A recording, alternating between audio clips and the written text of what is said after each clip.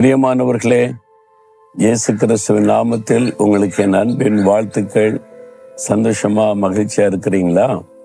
லேவியராகமம் 20ஆம் அதிகாரம் 26வது வசனத்துல, நீங்கள் என்னுடையவர்களாய் இருக்கும்படிக்கு உங்களை மற்ற ஜனங்களை விட்டு பிரித்தெடுத்தேன். ஆண்டு சொல்ல, நீங்கள் என்னுடையவர்களா இருக்கணும், அதனால மற்ற ஜனத்தை விட்டு நாங்களை பிரிச்சு எடுத்திருக்கிறேன் அப்படின்னு சொல்றாரு.